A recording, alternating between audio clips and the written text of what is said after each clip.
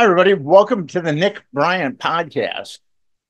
Today, I have podcaster extraordinaire, Shaun Attwood. Shaun, how are you doing today? Excellent. I'm like I was saying, we've just had a baby, so that's turned my life upside down in a great way, though. Baby Ziggy's just over 1 year old right now, and it's the happiness, the love, the joy. It's something else, isn't it? But it makes you when you're covering these stories like Diddy, Epstein, Franklin, it makes you doubly passionate and furious when you hear what these monsters get away with. It's amazing. Well, you're an old dog learning new tricks with a kid. Are you getting lots of sleep? He's quite good. There are some nights I've been up 5, 6 in the morning, wheeling him around town in the pram, trying to get him back to sleep. I've managed to become a productive member of society, but not a reproductive member of society. So, congratulations. You've gone Oh, from a very difficult time to becoming a productive member of society, becoming a reproductive member of society. thank you. I did ayahuasca about a month ago, and most of my friends from the Arizona scene, the ecstasy and that stuff, are dead. And they all came and spoke to me when I was on ayahuasca and congratulated me, on having a family and everything and being still alive. So I appreciate everything. Well, you ended up in the United States. Tell us about your little odyssey to the US of A. So I grew up in a town in between Liverpool and Manchester. Didn't have much money growing up, but I watched that movie Wall Street and I started to idolize, misguidedly, Gordon Gekko. Greed is good. And I went down the library, I ordered dozens of books on the stock market, came across George Soros, started to worship him. That's reversed, of course, with my activism. And my motto was, greed is good. My aunt who mentored me in America, she was like, it's F or be F'd in the business world, cutthroat, and I got to make 1 million by the time I'm 30 or else I'm going to kill myself, a bit like Pablo Escobar. That's how mercenary I was. So I arrived in Arizona in 1991. I was living off cheese on toast and bananas my first couple of years because it was commission only and I wasn't making any money. But 5 years in, I was the top guy in the office, grossing 500,000 a year. I had my own staff, secretary, cold callers. And I took that money, invested it in technology companies during the dot-com bubble, and that shot up, so I was worth a couple of million.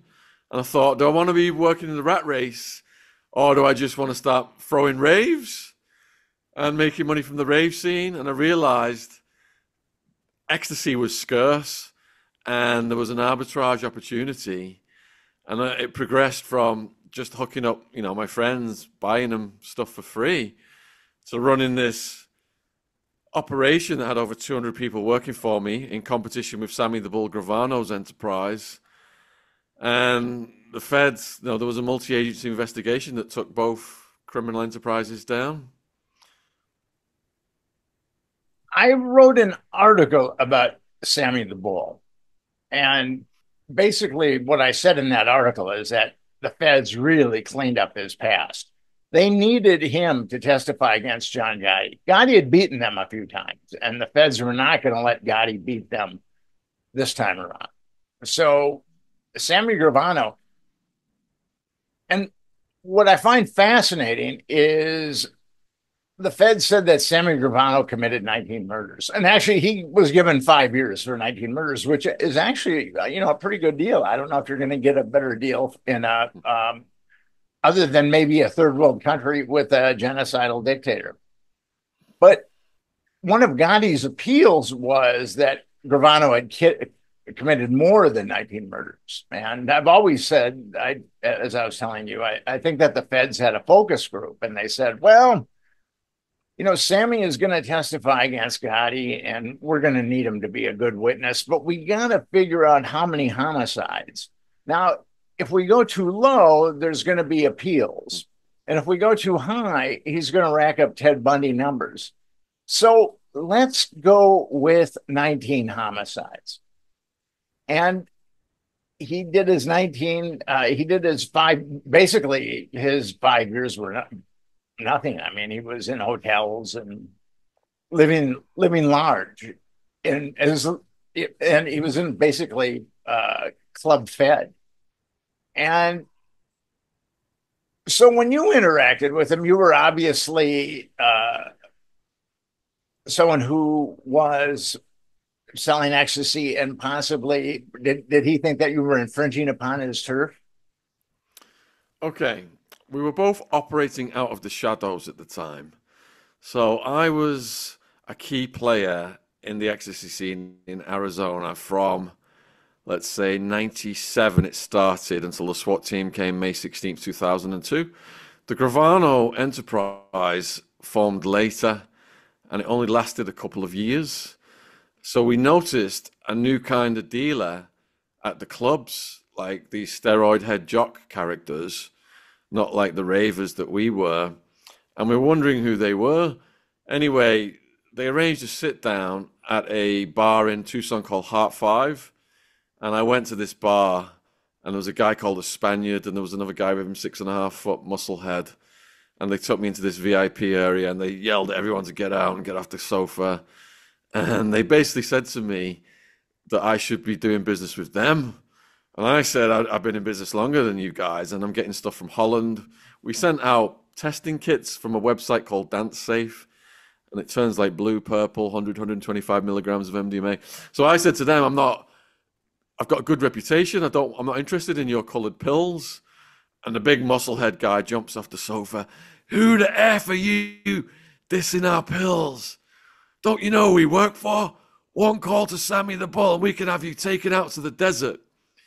Now, when I left that bar after that meeting, I had a security guy with me who was shadowing me. He was strapped and he was ready to intervene if they tried to kidnap me or anything. And as we're leaving, he was like, what's up? And I said, they're claiming they're with Sammy the Bull. We knew about Sammy the Bull from the news, John Gotti and all that. We didn't know if they were blowharding or if it was real. So what happened was the Gravano enterprise was divided into various factions that were distributing for him. And one of those factions tricked my top salesperson into going to a nightclub in Scottsdale to do a deal with them, took him into the men's room, smashed all his teeth out, stole all of his product and all of his cash. And that's when I realized things were getting heavy. I moved then from Phoenix to a gated, guarded community on the mountains of Tucson, North Tucson, Sin Vacas community, where Bonanno Sr. was one of my neighbors and Paul McCartney lived down the mountain range. And I felt a bit safer because to get up that street, you had to go through a guard, call the house, that kind of thing. But Sammy the Bull Gravano was not very involved, to be honest. The ecstasy ring that was started by the steroid head jocks was run by a guy called Mike Papa.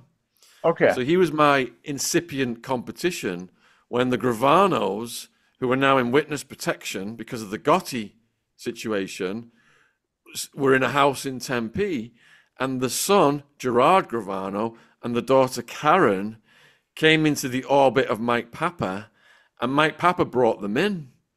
And I've got a documentary coming out with Sammy that explains all this. I've never, ever met Sammy the Bull. Oh, really? I thought that you'd had one interaction with him because you were a competitor. No, we're operating out of the shadows. Okay. You're not really, nobody's really knowing who's anyone. I'm wondering if this is even real. These guys are telling me they're working for Sammy the Bull. It's only years later, when I was incarcerated, that Sammy the Bull's son, Gerard, when I met him, he said that they had a bounty on me and it had been called in from a nightclub in Phoenix, the Crowbar. A striptease girl had spotted me and they were on the way to kidnap me and take me out to the desert. And the only reason they'd missed me, they were in a car strapped and everything. The only reason they'd missed me was because my mates had said that the atmosphere had changed and we needed to get the hell out of there.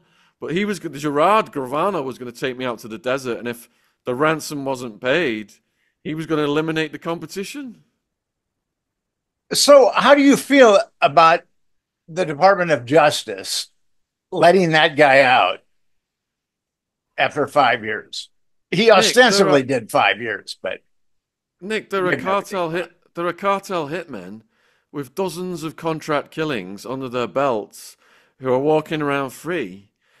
They've got books out and they're doing talks. Because the feds want the head honcho. They'll sell their soul to the devil. The feds don't care. They just want the top guy. It's a scorecard for them. And Gravano is got to be a hardcore psychopath because the feds gave him such an incredible deal, and yet he still burned them.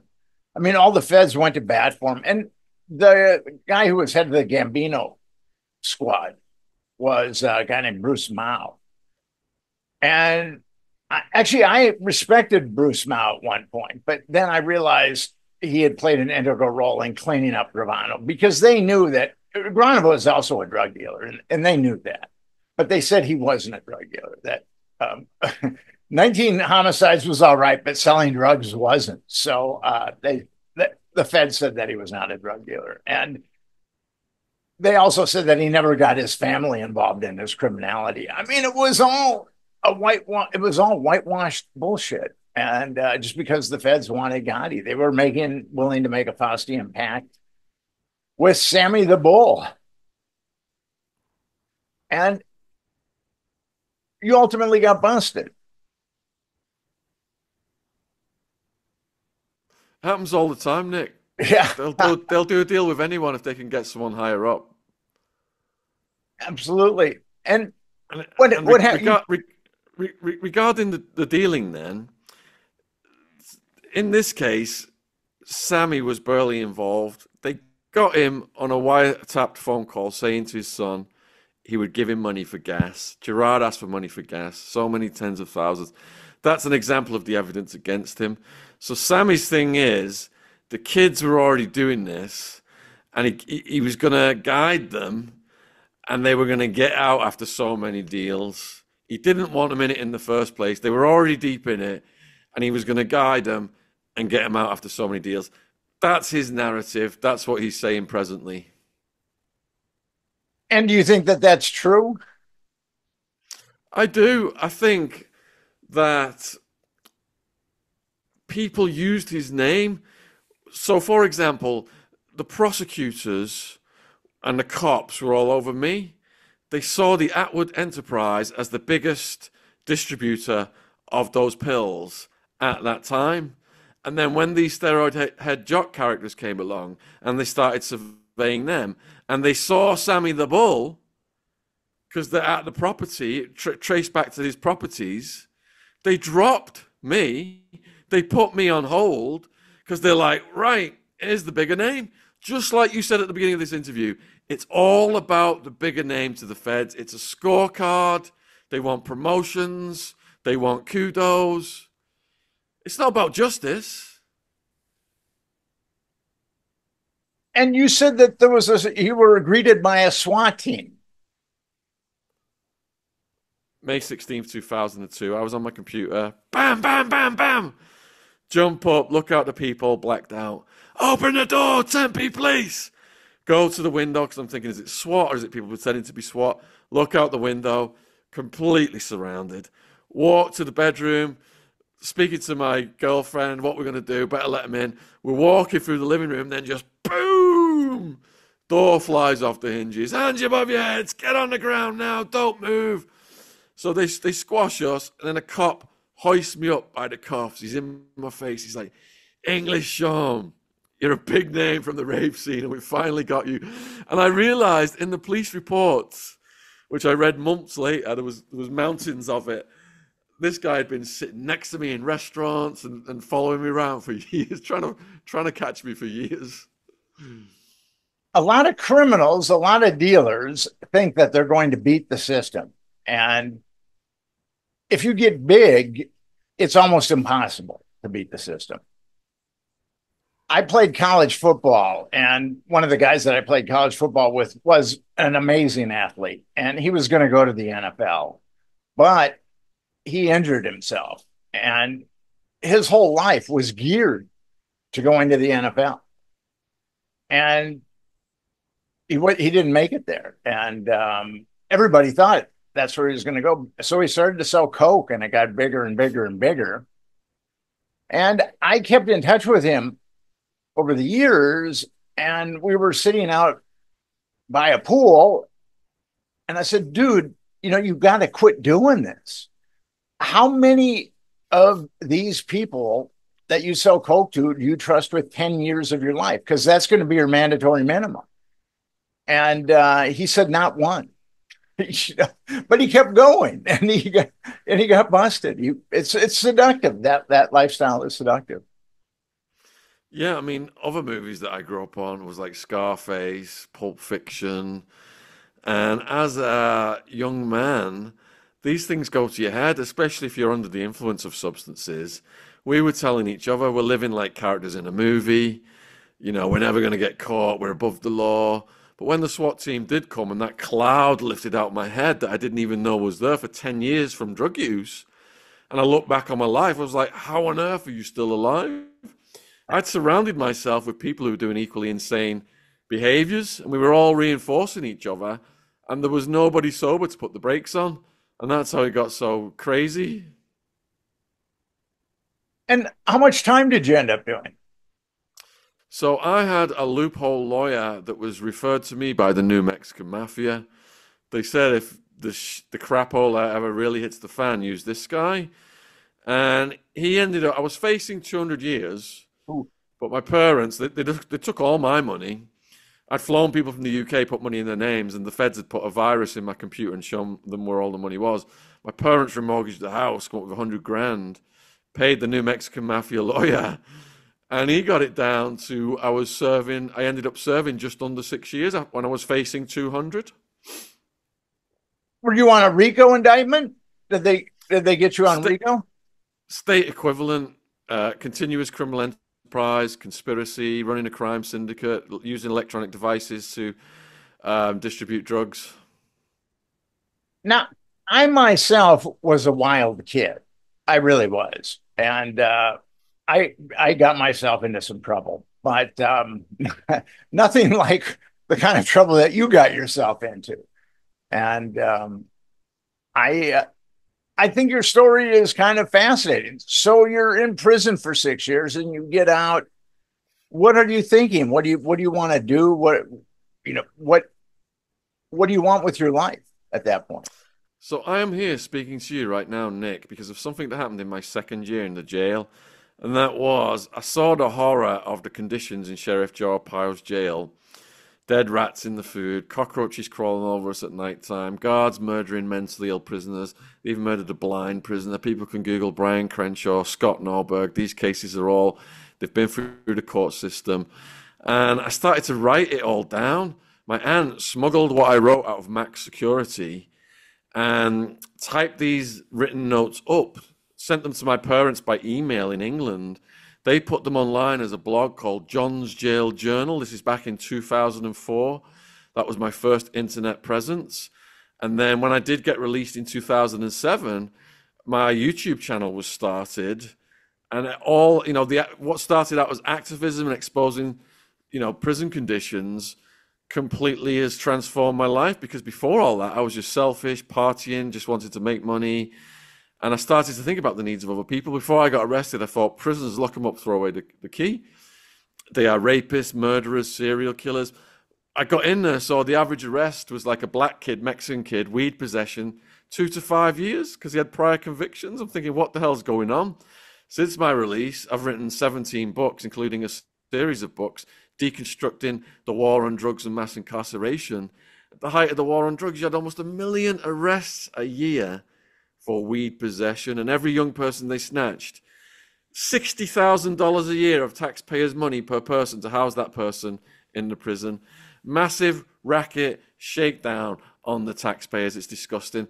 And on our podcast, we've interviewed over 1,000 people, including lots of cops, and they say they joined to arrest the bad guys, the murderers, the robbers, the killers, and they were told to infiltrate student groups and get them, smoking or dealing the green, and arrest them at the end of the month to make their arrest quotas. It's absolutely disgusting and obscene, the power these corporations have over the government. Well, with the prisons today, these privatized prisons, I mean, basically, you've got slave labor. It's like we're sending prisoners to the gulag. Slavery was abolished under the Constitution except for people convicted of crimes. So you've got more black men in the UK prison system right now than were held under slavery before slavery was abolished, and some of them were working in the exact same areas they had them working when they were slaves. There's, I think, approximately 2 million people incarcerated in the US right now. We have more people incarcerated than any other country, although China probably inches us out, but according to figures. And like 25% of them are nonviolent drug offenses, which is truly mind-boggling. These mandatory minimums have put people away for years, as you said, with, I mean, selling weed. I mean, I can go across the street now and buy weed, but I have a buddy that was put in the federal system for a number of years for selling weed. Granted, it was a lot of weed, but it was weed nonetheless. There is gang warfare and mayhem in London right now. People getting stabbed to death every week because of the gangs. And the thing that they're dealing the most is the green. It's insane that it's not like it is in America now. Here, and what I learned from the cops is this is how crime has been defined for millennia, they told us. Person A harms person B, murder, robbery, rape, etc. When you're arresting almost 1 million young people a year for possessing the green, if you arrest one person possessing green, who's that person harming? Themselves at the most. They may need some mentorship or some guidance. So the whole purpose of prisons and the police to take person A out of society that harms person B has been subverted by the economic incentive to maximize the profits of not just the private prisons, but the hundreds of contractors, telephone services, razor wire, everything. Hundreds of contractors, prison guards unions. Prison guards unions, let me tell you a story about that. 3 strikes law in California once upon a time. It was non-violent crimes, and you had people in prison for stealing a $10 pizza, serving 25 to life, 60,000 a year. What's that? 2+ million cost to the taxpayers? And that law was introduced because the Prison Guards Union of California made I think it was over $1 million contribution to the governor. And when the taxpayers tried to get it repealed, the money that rose up to stop it was the Prison Guards Union of California again, and Broadcom, exclusive provider of telephone services to the California state prison system. Our dollar's hard at work. And if you're a felon in the United States, you cannot vote. You're disenfranchised. I don't think it's that way in the UK, but I think my feeling on it is if you do your time and you pay society back, then you should at least be allowed to vote. I mean, I'm a little ambivalent about carrying M16s, but you should at least be allowed to vote. Well, And it's social inclusion, isn't it? And if people feel more included, they're going to more likely behave themselves. And the other thing is, Nick, it's women. You know, before war on drugs and mass incarceration, women hardly ever went to prison. It was women who became the fastest growing prison population. Hundreds of thousands of them in prison right now, non-violent drug offenders. A lot of those, that was really accelerated by Bill Clinton. Bill Clinton, whose half-brother yes, Roger got arrested buying the white powder, and he said to the dealer, the undercover cop, some of this is for Bill. He's got a nose like a vacuum cleaner. yes, I've heard that about Bill. It's hard to believe that Bill Clinton would do anything immoral or illegal, isn't it? Ah, I've written a book called Clinton, Bush, and CIA Conspiracies from the Boys on the Tracks to Jeffrey Epstein. And researching that book opened my eyes to how evil the Clintons are. Those boys on the tracks, they they were found dead. They were like 7 or 8 years old or 10 years old, something like that. No, they were teenagers, and Teenagers, it's yeah. Don Henry and Kevin Ives, and God bless Linda Ives, because what happened was they witnessed a CIA drug drop. We're talking Iran-Contra now, something you're very familiar with, but for the viewers who are not, and some still find this mind-boggling, George H.W. Bush is running this huge war on drugs, you know, saying that Pablo Escobar is the bogeyman. Well, at the same time, he's got the CIA under Oliver North and Felix Rodriguez smuggling the white in so they can finance this war that Congress isn't providing money for. And the justification is if the communists take over control of the whites, then there's going to be a domino effect. They're going to arm themselves and they're going to be knocking on our door. So it's justified to bring all this white into the country. And Barry Seal was one of the pilots. There's a movie, American Made. I've written a book, American Made. Who killed Barry Seal? Was it George H.W. Bush or Pablo Escobar? This was all getting justified. George H.W. Bush was running this at the same time, bringing it in, while at the same time doing the war on drugs and posing with seizures of the white to try and get more votes. This is how wicked and evil these people are. So Clinton was providing the state security for the drug drops in Arkansas. The CIA chose Arkansas because he was the most corrupt governor out of all of the states. And when these kids, these teenagers, Don Henry and Kevin Ives saw this, they were snuffed out. So what they did was they dragged their bodies to the train tracks, put tarp over them, let a train run over them, and then Bill Clinton brought in his friend, coroner Fahmy Malek. Fahmy Malek would say anything. If you look at this guy's history, I mean, you could have your head blown off and he would say that you drowned. He would do anything for the Clintons. His discrepancies in what he's done over the years is absurd. He's only got away with it because of the Clintons, and that's because Bill's mom, when she was working in the medical community, somebody died and Fahmy Malek came in and cleaned it up for Bill's mom. So they were like that forever after that. And Paul Linda Ives was accosting Bill Clinton at every opportunity to try and find out what the hell happened to her son, because they knew the train hadn't run over them. Fahmy Malek said they'd smoked so much green, they'd gone into a psychedelic trance and lay side by side on the tracks, and the train had run over them. But the blood was old, it wasn't fresh, and they had family members who were working on the tracks, and they knew right away that something was up, and the medical team knew right away something was up because the blood was crusting over. But Paul Linda Ives has never, ever, ever got any explanation from Bill Clinton, and she never, ever will. And God bless her for pursuing him for all those years. There was a federal prosecutor that was onto that case that got scared off, as I remember. The federal prosecutor came in, pretended to help the case while working for the other side. And one of the other prosecutors in that same jurisdiction was arresting the local dealers and reprocessing the produce and having other dealers sell it for him. And this is all under Clinton. So what should we do about drugs? Drugs have created very powerful cartels and numerous homicidal gangs. I mean, basically, if we did not have drugs, we wouldn't have these cartels. It's kind of like Prohibition in the 20s. Prohibition essentially took the mafia, which was a bunch of people that were very unorganized, and ultimately, because there was so much money involved, they organized themselves to be efficient. So what can we do about that? What do you think is the best move for drugs? My degree is like business studies and economics, and a guy that we studied back then, you know, I was in university in the late 80s, was Professor Milton Friedman.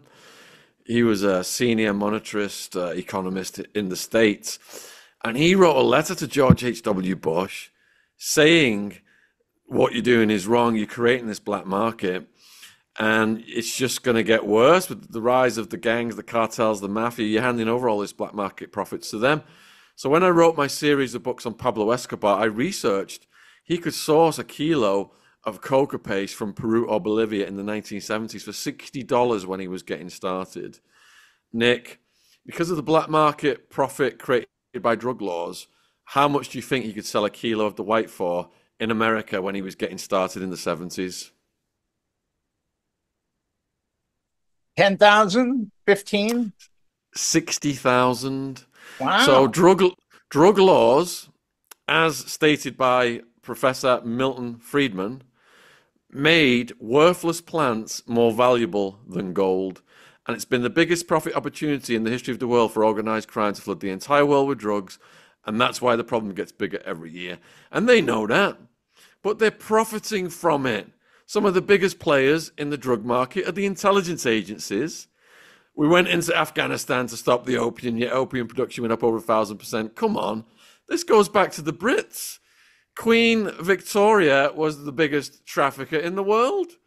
When the Chinese tried to stop the opium going in, we went to war over it and forced them to take the opium. These families, these political families, a lot of their wealth, their generational wealth, goes back years to drugs. And it's, they've parlayed that into big pharma and these other extreme substances. I don't want to get this video cause problems for it, but the word F, the F drug that's killing many, many people every day in America. I used to work at a university. My thing was to look at ethical problems in science and medicine and write papers. And while I was working there was a chemist that got busted with 10 pounds of pure fentanyl, and which is equivalent to 1,000 pounds of pure heroin. And so I knew about fentanyl a number of years before it became a scourge. And it's kind of amazing. He hired an attorney. Speaking of an amazing attorney, he hired an attorney who said that this guy had done this out of altruism because he wanted to give the fentanyl to third world countries to alleviate people's pain. And he walked. I don't think he's ever going to work at a university again, but he walked. And fentanyl is the scourge. It's killing people. And I can remember, I think it was like 25 years ago, I wrote an article on fentanyl patches. They had just gotten through the FDA. I can't remember exactly when it was, but it was probably about 25 years ago. And when I was writing this article on fentanyl patches, I was thinking, this is a bad idea. We are opening up Pandora's box. But I never, ever would have thought that it was going to be as bad as it turned out to be. Yeah, it's been horrific. And just a heads up, Nick, YouTube, because you've said that word so many times, they won't share this video. They'll suppress it. Well, I don't get that many views. I think I might be shadow banned. So You got to change your language. That's what it is. AI is watching every single word, and there's alternative words people use these days for things.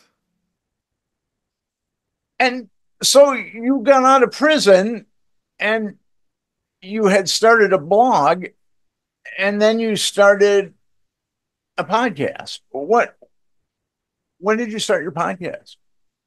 All right, so the blog started in 2004, and people can still read it. It's still up there with all the timestamps, my journey through Sheriff Joe's jail and prison.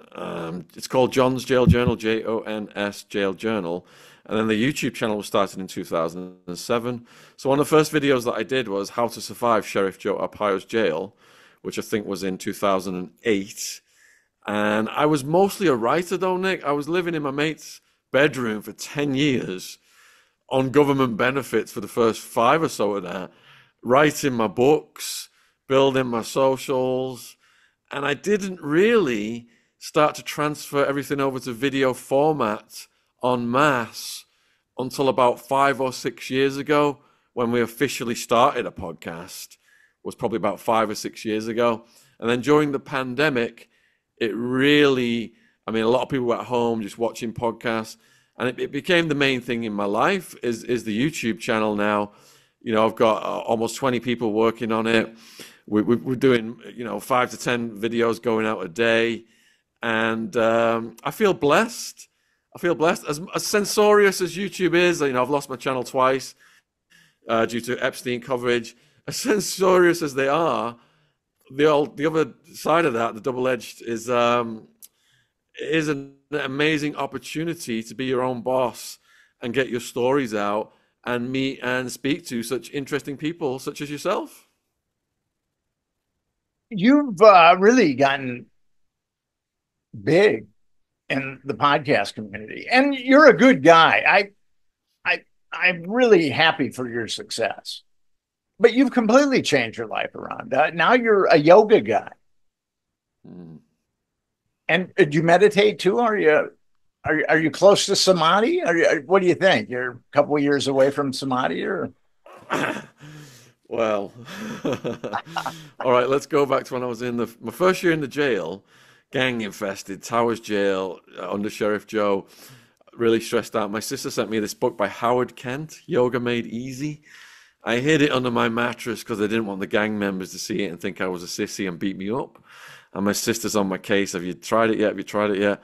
I waited until my cellmates were downstairs, yanked the book out from under the mattress, figured I'd try some postures, tell my sister I hated it, get rid of the book, end the story. So I did this sequence of postures like downward dog, forward bend, side bend, lay down at the end in corpse pose, flat on my back. And I felt all the stress and tension melting out of my shoulders. And I was like, oh my goodness. I used to take substances to feel like this. You can actually do this naturally. So that was what got me hooked. It was my sister. Now, when I was moved to the maximum security jail, Madison Street Jail, a year later, which was cockroach infested, I couldn't sleep with them crawling on me and stuff like that.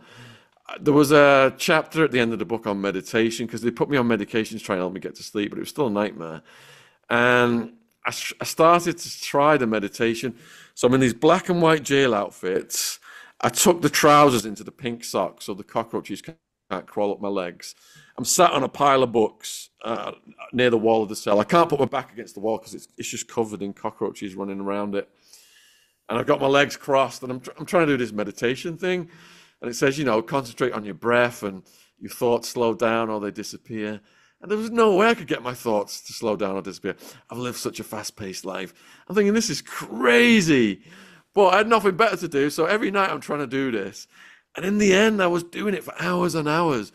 And there was gaps between the thoughts, and then the thoughts would go. And I'd go on these, like, hallucinogenic journeys where I'd visualize things. And the meditation got my stress down so much, I was able to get off the medication. So I think I would urge people, if they're going through things, to use meditation and yoga as a holistic approach to mental health, because big pharma's way oversubscribing everything.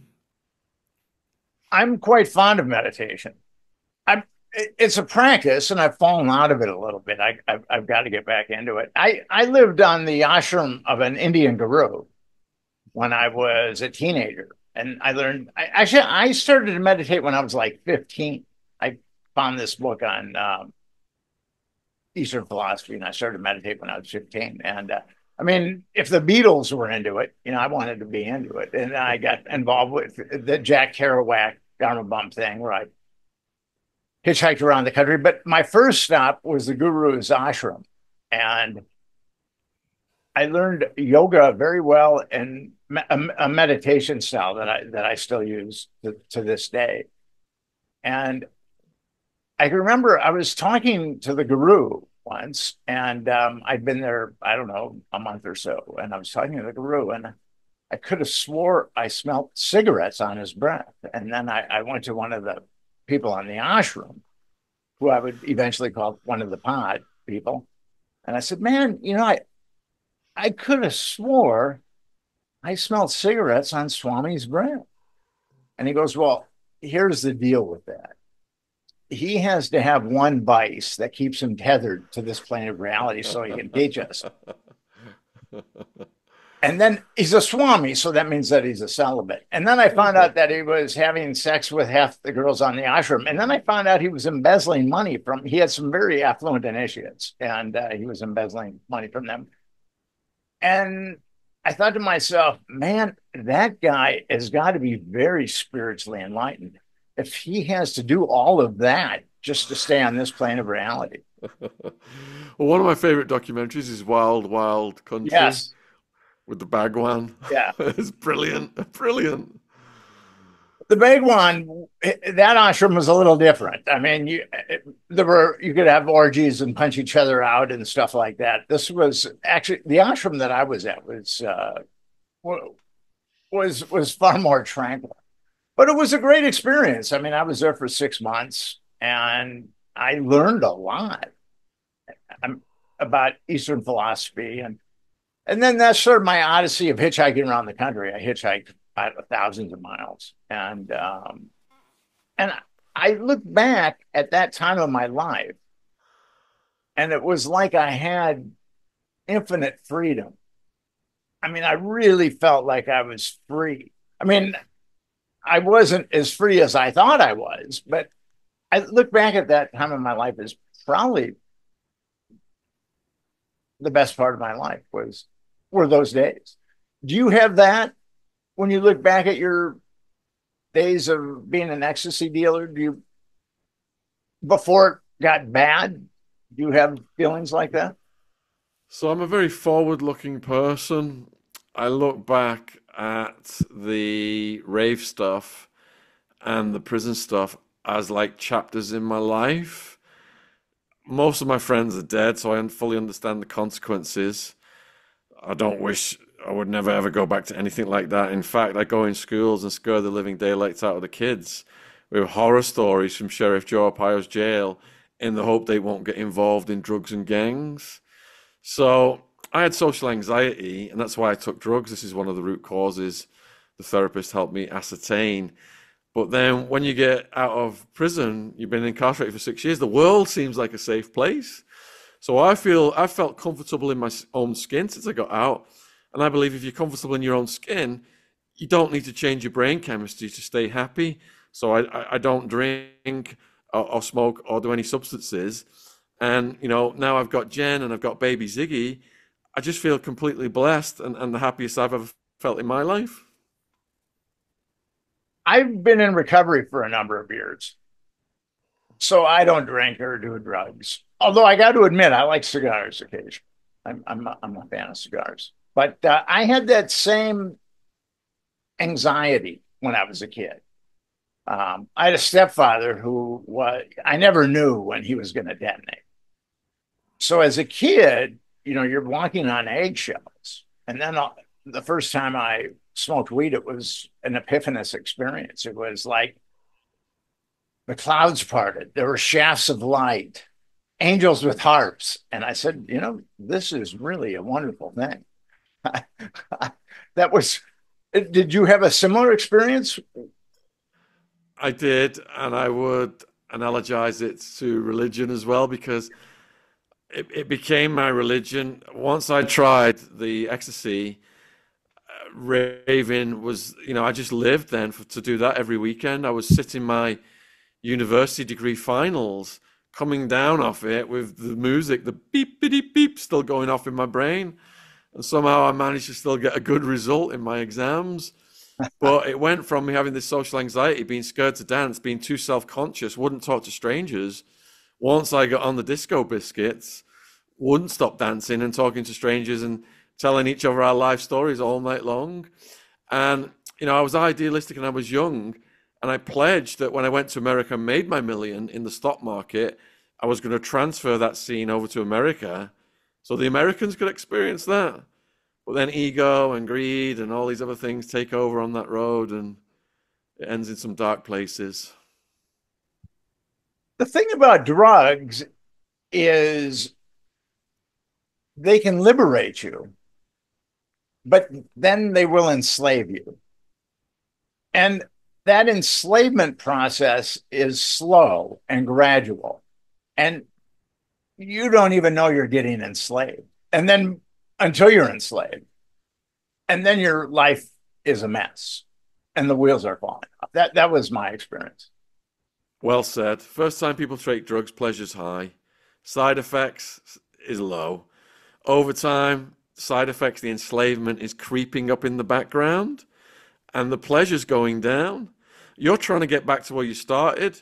So you mix your stuff up, you take harder stuff, you move on to other things, or you take more, but you can never get back there. And the enslavement is increasing and increasing. If you've got an addictive personality, watch out. It ends in the prison, police, or death. We hit pretty brutal bottoms. I mean, your bottom was prison. I had a pretty brutal bottom. And nothing sums this up like there's a scene in Ernest Hemingway's The Sun Also Rises where two guys are at a bar and one guy goes to the other guy, how did you go bankrupt? And he says, two ways, gradually and then suddenly. So that kind of sums that world up. And by the time I was done with that world, I was really tired of it.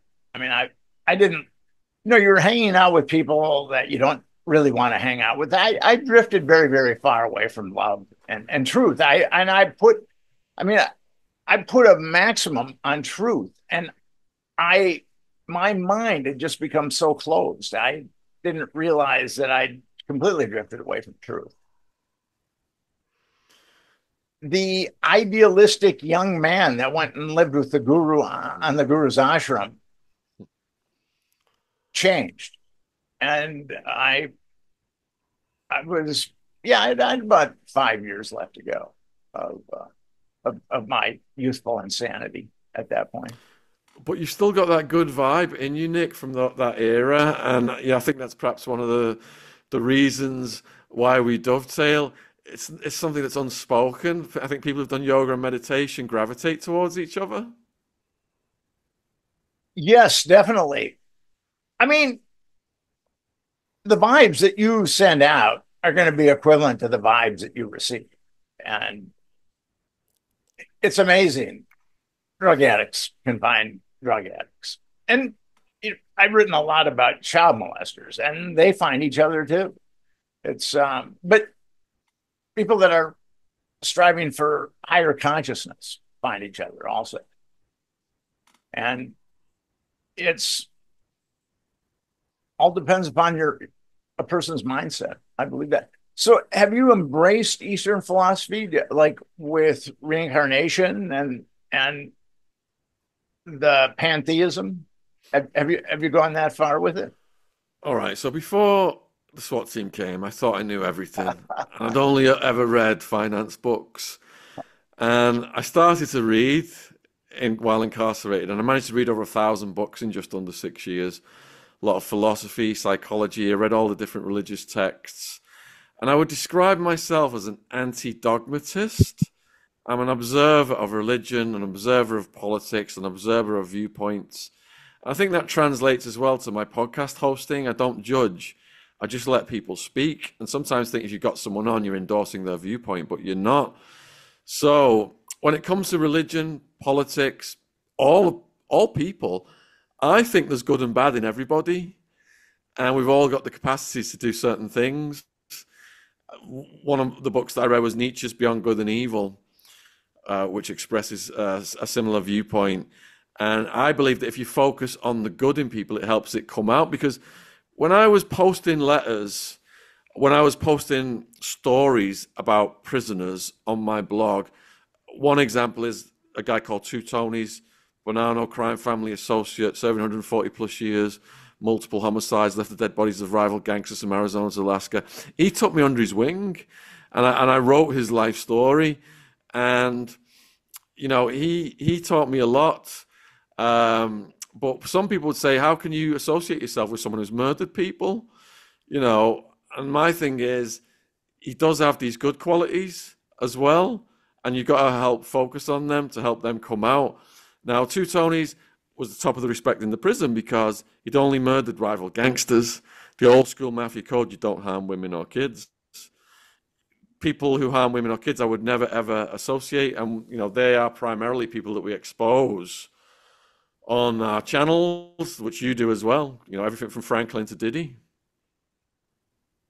Yeah, there's always a little bit of yin and yang and a little bit of yang and yin.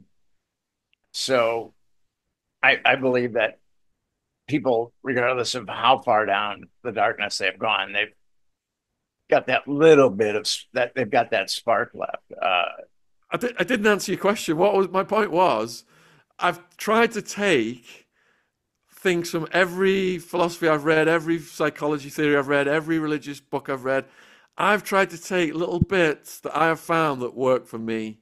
Because I had a therapist in prison, and he said, it's great that you're reading all this stuff, Shaun, but I want you to write down quotes and come in here, quotes that you can use in your life. And I would write down these quotes and bring them to him and discuss them. And I still fall back on that stuff to this day. Epictetus. We should not be disturbed by things that are happening around us. It's our viewpoints of them that disturbs us. So we have got the power through our thoughts to control our own minds, to not to react to things.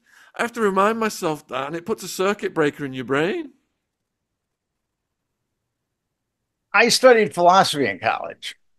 I really wanted answers, and I read philosophy copiously, and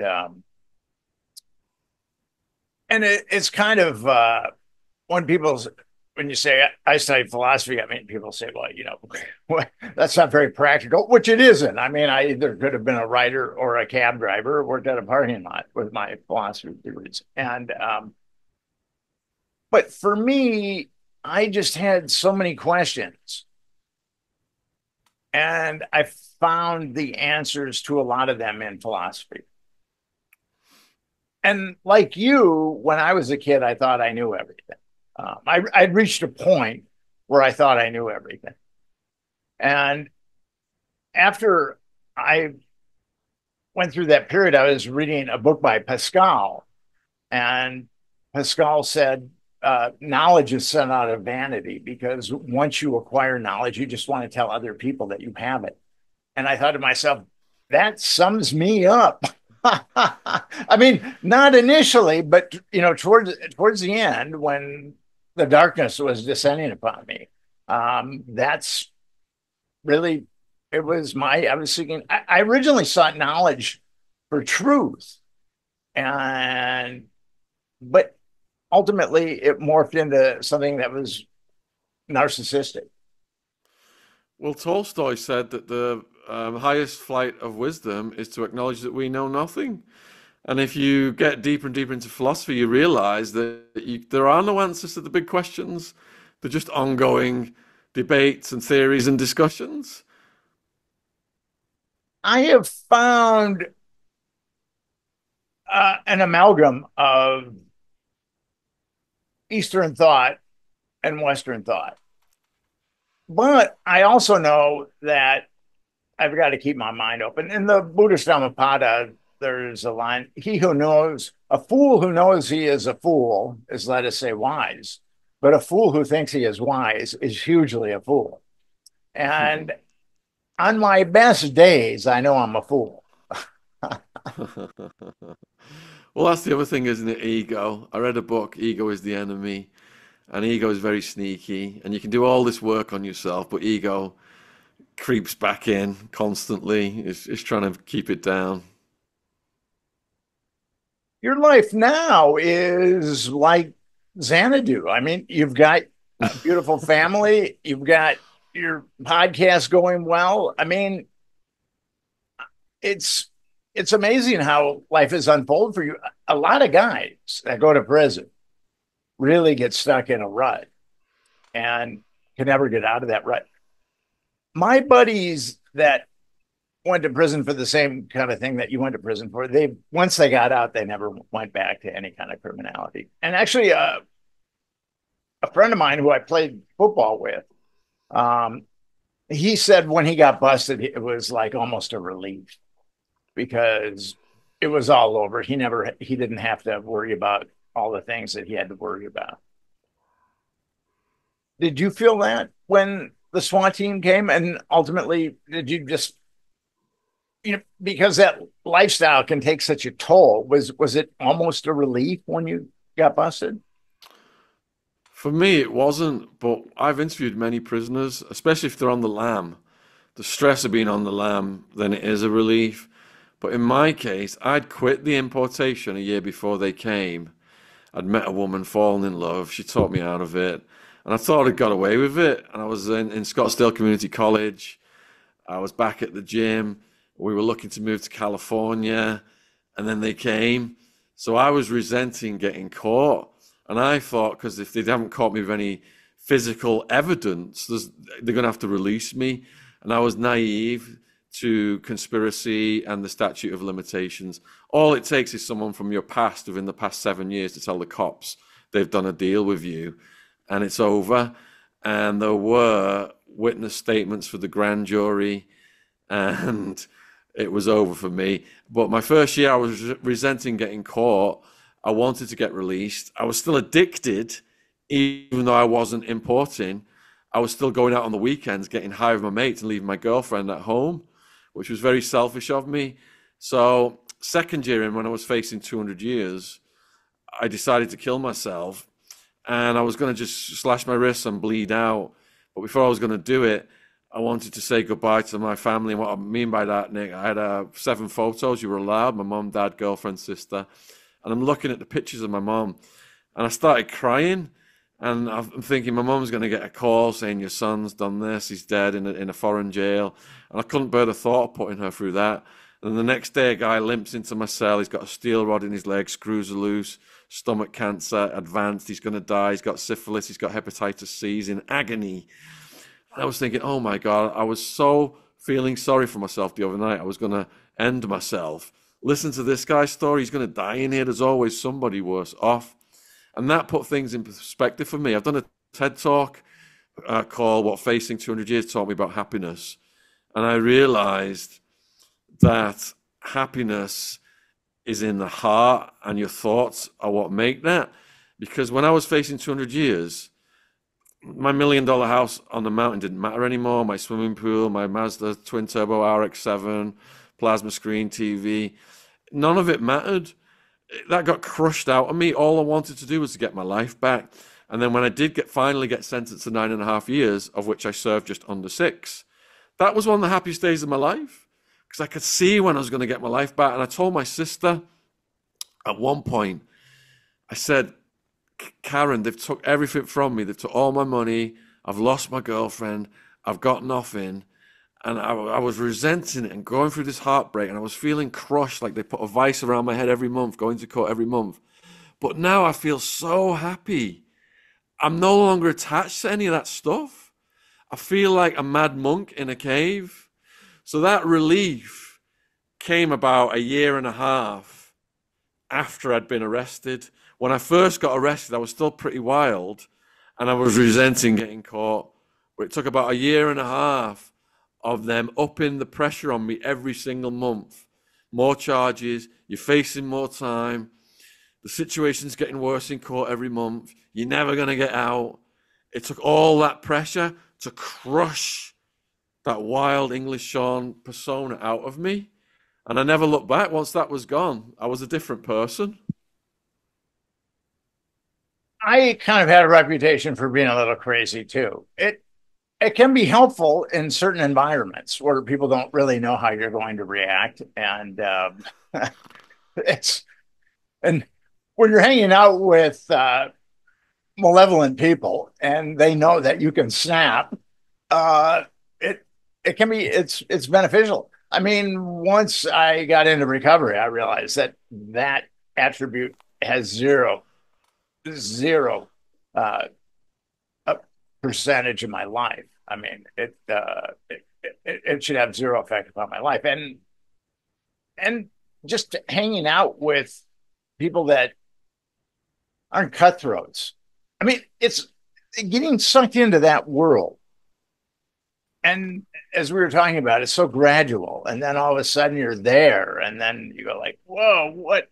You know, I started out an idealistic guy living with a guru, and here I am. And but we have to go through what we have to go through in this world. Definitely. And the kids sometimes ask me, do I regret it? Anything?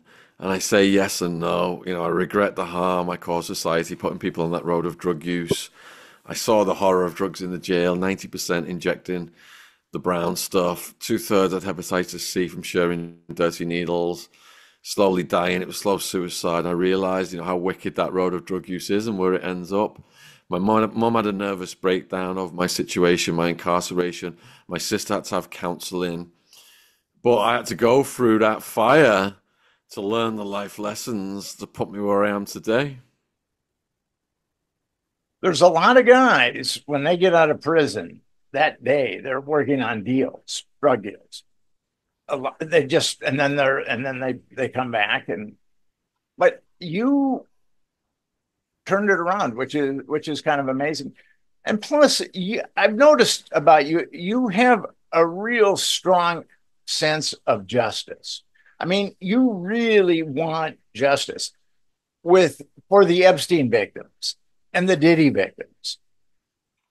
And that's kind of a rare thing in our world. Have been trying to get justice for the Franklin victims and the Epstein victims, and no one in the mainstream media has called for justice for these Epstein victims. I mean, the government covered up a guy who'd been trafficking children for 25 years. And if you cover up a crime, you're aiding and abetting that crime. So the government has aided and abetted child trafficking in Epstein's case for 25 years. No one else was indicted other than Maxwell. And do you find that to be kind of mind boggling? That no one in the media? I mean, you were really hammering on it. I think you were the first guy to really start hammering on Epstein. But the media just didn't want to listen. I'll address a few of your points there, Nick. So I have a passion for this because I was interfered with by my first girlfriend's mom when I was just a kid. So I understand, what survivors go through. It was a weird situation for me. And with the Epstein stuff, no, let's go back to the jail first. Drug addicts, people injecting the brown, I thought lock them up, throw away the key. They're out snatching granny's purses, robbing houses and cars. They've got nothing coming. But living with them for 6 years, because I've done another TED talk about how living with them changed my worldview, I realized they've all had horrific childhoods. A lot of them have been interfered with by these monsters, or they've seen their parents die, or they've been thrown away by their parents and raised on the streets. And I come to understand, living with them for 6 years, that childhood trauma is a primary root cause of crime, and the government doesn't care. In fact, they're in on it. Judges are in on it. Politicians are in on it. They just want to make money. It's self-interest. One of my podcast guests, he was about to get sentenced to 12 years. He was telling us the story, and the judge changed. I think it was something like 12 years. The judge changed, and it was a judge who'd done things to him as a kid. Mm-hmm. And the judge ended up giving him a life sentence. And why do we not prioritize women and kids in the justice system? When I heard Annie Farmer testifying in the Epstein, I started crying. I think I was on a live stream. I started crying. It touched my heart that much, her words. And it's absolutely sickening, Nick. And, you're at the tip of the spear, going way back to the Franklin scandal and all the brilliant work that you've done. You've got this huge passion for it as well. And I commend you. With Epstein, we had 60 million views on the channel on that subject, and YouTube terminated us because once you get a certain amount of views on a subject that they don't want you speaking about, you're gone. And that's become a problem. I remember YouTube used to be like the Wild West, where you could basically upload anything to YouTube. And since Google bought it, and you've got these technocracies now.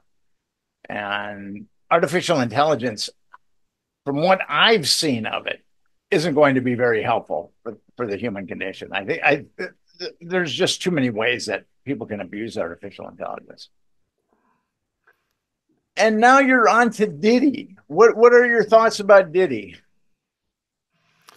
So the Diddy story is resonating with the viewers. Like the Epstein story, there's so many parallels. And we've got to ask the same questions. He's in the jail that Ghislaine Maxwell was in. We know what happened to Jeffrey in the sister jail. And many people suspect that if Diddy's legal problems multiply to the point where the higher ups are at risk, their names getting mentioned in a trial, a trial is not going to happen. Whether they go Kenneth Lay on him, or whether they go Jeffrey on him, remains to be seen. And there are many other paths that could prevent a trial from happening, because there's so many shenanigans that can be employed to prevent a trial from happening. So it's absolutely fascinating. We've interviewed a lot of people close to Diddy, security guys. We've interviewed all the primary people behind Kim Porter's book. And we've learned quite a lot from people close to this case in the last month. It's opened my eyes so much as to the horrors of what he did and the network he was a part of. I have a tendency to believe that Clive Davis took him by the hand in 1993 and ushered him to the yellow brick road. Clive Davis, as you know, is a hardcore criminal, and he was president. He founded Bad Boy Records with Diddy, but he'd been president of CBS Records, and I think Harris did too. And that he's a bad dude. I mean, he's been busted doing multiple things and never spent a day in jail, and that's what we know about with him. So, do you think that there's a Clive Davis Diddy nexus, government nexus going on? Absolutely. The parallel with Epstein is Wexner. So Wexner is like similar to the Clive Davis figure. If you're looking at the pecking order, Jeffrey and Glenn were just middle management. This goes way up the ladder to the Clinton crime family in Jeffrey's case. And, I'm not sure how high it goes in Diddy's case yet, but it certainly seems that a lot of huge name celebrities could be implicated, people who are worth much more and are much more famous than Diddy. What I try to tell people about Epstein and also Diddy, Epstein by himself, I mean, Epstein was obviously a blackmailer. There were hidden cameras in all his homes. But Epstein by himself, he was a college dropout from Coney Island. Epstein by himself could not have blackmailed the most powerful people in the world, or some of the most powerful people in the world, because a lot of them have connections to organized crime. And what people don't realize about Epstein is there was a machine behind him, a very dark machine that told these people that he compromised. If you touch a hair on Jeffrey Epstein's head, there's going to be retribution. That's the only way a guy like Epstein and P. Diddy, same type of a thing, comes from a working class family. And all his homes are wired for audiovisual blackmail. And the way that he was able to walk from all these illegalities, the way that Epstein was, the way that Lawrence King was, I mean, it's very obvious to me that the government has been protecting you. Yeah, they protect you until a certain point. So you got a Costa coming in saying it's above his pay grade, and Jeffrey gets a pass. He's living in the Florida stockade where the cops are screening his visitors and acting as his bodyguards. He's making contributions to the Florida sheriff, and he's just running it. But they reached a point where he became a liability and they could no longer protect him, and he was snuffed. And that's the position Diddy's in. Will his problems multiply to the point where these people decide it is in their best interest to get rid of him instead of protect him? The thing is, if you're a blackmailer, you cannot afford to have a lot of media attention. Craig Spence in the Franklin scandal had a lot of media attention, and he ultimately killed himself. And I do believe that Spence killed himself. I think that he was given a choice. I mean, Craig, you've done some good work for us, and either you kill yourself or we'll kill you. That same deal was probably made with Epstein, and P. Diddy started to get a lot of media. There were, before that corrupt grand jury by Damian Williams started, the U.S. attorney for the Southern District of New York, there were 8 lawsuits pending against him, sexual assault lawsuits, and the levee was breaking. There were going to be a lot more. And 2 of the lawsuits entailed him molesting minors, and then Little Rod's lawsuit talked about him trafficking minors.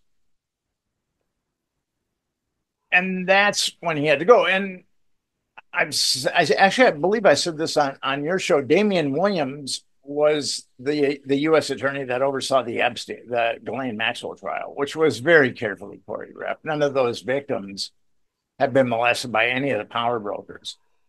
And Maxwell was indicted on multiple conspiracies, but no one else was indicted. And Diddy is indicted on a racketeering conspiracy, but no one else is indicted. So I think what happened, King is running around, Lawrence King is running around uh, Alexandria, Virginia, and he's trying to inveigle himself into groups that would give him access to children.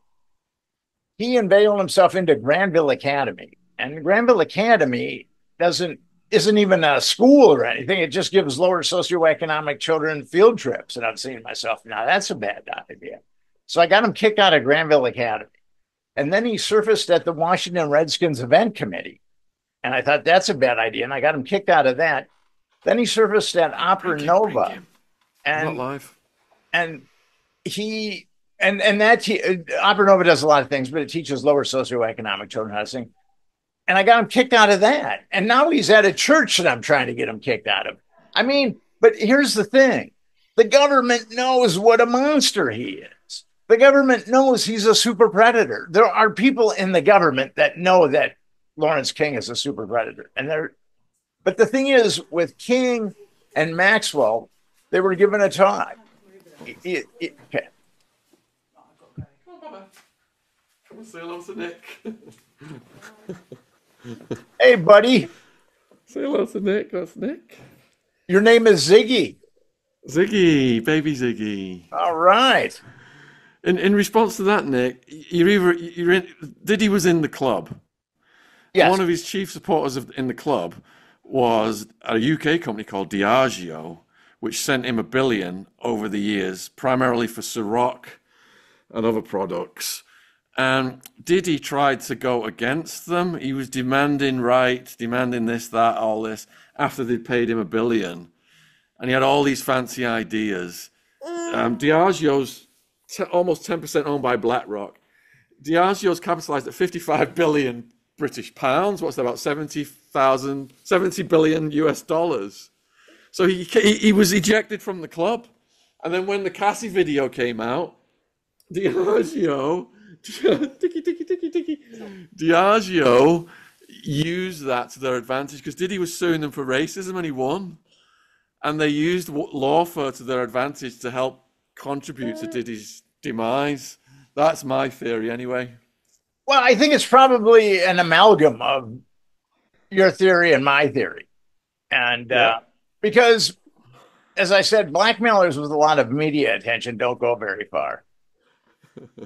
And because they're not very good blackmailers at that point.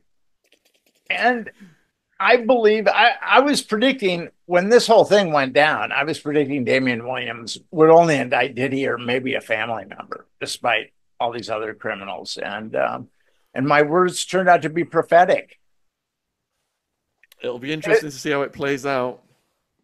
I was ahead of the curve on Epstein too. It's kind of it's a little frustrating being ahead of the curve. But there are guys like you, Shaun, that interview me, and I always appreciated that. Oh, we've appreciated you coming on and sharing your wealth of knowledge.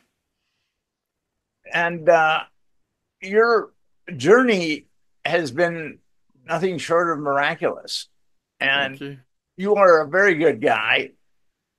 And I've always appreciated your generosity. Oh, you're welcome. I appreciated you as well, Nick. And keep fighting the good fight. And how many more kids are you going to have? I think one more. He's escaping though from the room. I'm gonna have to get him. Okay.